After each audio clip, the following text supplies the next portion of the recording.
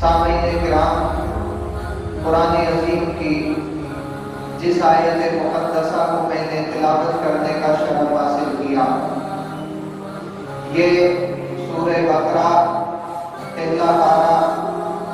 آیت نمبر 125 ہے، جس میں اللہ تعالیٰ حضرت ابراہیم خلیل اللہ اور اسماعیل ذبیح اللہ اور مقام ابراہیم کا ذکر فرما رہا ہے اور بیت سے خانہ کعبہ کا ذکر فرما رہا ہے۔ آج ہم انشاءاللہ تعالی اسی آیت کی تفسیر سماعت کریں گے اور اسی پر انشاءاللہ تعالی چند گفتگو ہوگی۔ ترجمہ سیدی اعلیٰ حضرت امام محمد رضا خان فاضل بریلوی کا آپ حضرات سماعت کریں گے اور لفظی ترجمہ بھی سماعت کریں گے۔ آئیے ایک مرتبہ اور آغاز گفتگو سے قبل بآواز بلند درود شریف پڑھے، اللہم صلی علی سیدنا و مولانا محمد مادن الجود والکرم والہ وبارک وسلم، صلاۃ و سلام علیک یا رسول اللہ صلی اللہ علیہ وسلم۔ یہ آیت سورہ بقرہ کی ہے، پہلا پارہ ہے، آیت نمبر 125 ہے۔ اللہ تعالیٰ فرماتا ہے فَإِذْ اور یاد کرو، جَعَلْنَا الْبَيْتَ جب ہم نے، بیت کا معنی گھر، البیت اور یہ البیت بیتتن سے بنا ہے، جس کا معنی ہوتا ہے رات کو ٹھہرنے کی جگہ، اور لفظی معنی تو یہ ہوا رات گزارنے اور ٹھہرنے کی جگہ، اور اصطلاحی معنی یہ ہوا کہ یہ خانہ کعبہ کا ذکر ہو رہا ہے، مسجد حرام کا ذکر ہو رہا ہے۔ وَإِذْ جَعَلْنَا الْبَيْتَ مَثَابَةً لِلنَّاسِ وَأَمْنًا، مثابہ سوکن سے بنا ہے، جس کا معنی ہوتا ہے لوٹنا پلٹنا، اور اس کا ترجمہ اعلیٰ حضرت نے کیا ہے مرجع۔ یہ مرجع ہندی کا لفظ نہیں جس کو لوگ عام طور پر کہتے ہیں چلو بھر پانی میں ڈوب کر مر جا، یہ وہ مرجع نہیں، یہ میم رے جیم عین ہے، جیم کے بعد الف نہیں بلکہ عین ہے، اور یہ رجوع سے بنا ہے۔ مرجع کا معنی جائے رجوع، رجوع کرنے کی جگہ، رجوع کا معنی پلٹنا، پلٹنے کی جگہ، لوٹنے کی جگہ، یعنی خانہ کعبہ، مکہ المکرمہ، مسجد حرام، اسی کو اللہ تعالیٰ نے قرآن عظیم میں یہاں ذکر فرمایا مصابہ، یا وَإِذْ جَعَلْنَا الْبَيْتَ مَصَابَہ، مصابہ کا ذکر فرمایا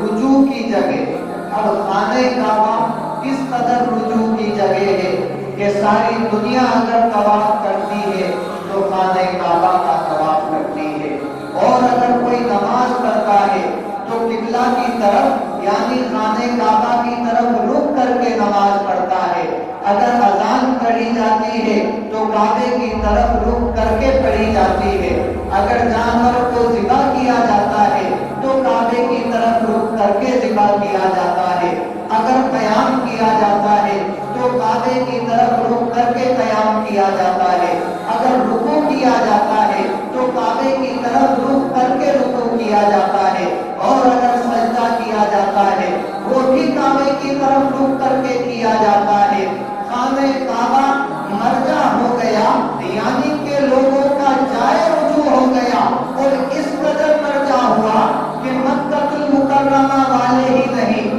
اگر کوئی ہند میں ہے وہ بھی کعبے کی طرف رک کر رہا ہے، افغانستان میں ہے وہ بھی کعبے کی طرف رک کر رہا ہے، اگر ترکستان میں ہے وہ بھی کعبے کی طرف رک کر رہا ہے، اور اس کے علاوہ ایسا نہیں کہ یہ مرجع صرف عربی بولنے والوں کے لیے ہو،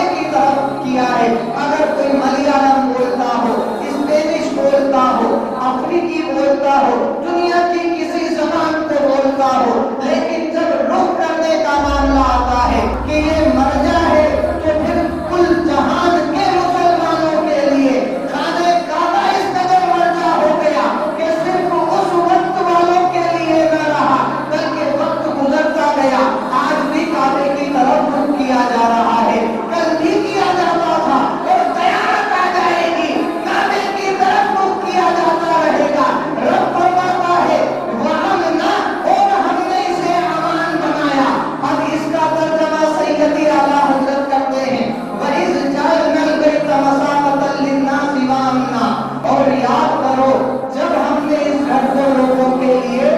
مرجع اور امان بنایا۔ پھر آگے اعلیٰ حضرت ترجمہ کرتے ہیں وَاتَّخِذُوا مِن مَّقَامِ إِبْرَاهِيمَ مُصَلًّى، اور ابراہیم کے کھڑے ہونے کی جگہ کو نماز کا مقام بناؤ۔ پھر آگے اعلیٰ حضرت ترجمہ کرتے ہیں وَعَهِدْنَا إِلَىٰ إِبْرَاهِيمَ وَإِسْمَاعِيلَ أَن طَهِّرَا بَيْتِيَ لِلطَّائِفِينَ وَالْعَاكِفِينَ وَالرُّكَّعِ السُّجُودِ۔ وَعَهِدْنَا، رب فرماتا ہے یہاں پر وَعَهِدْنَا، اور ہم نے تاکید فرمائی إِلَىٰ إِبْرَاهِيمَ وَإِسْمَاعِيلَ، ابراہیم و اسماعیل کو کیا تاکید فرمائی؟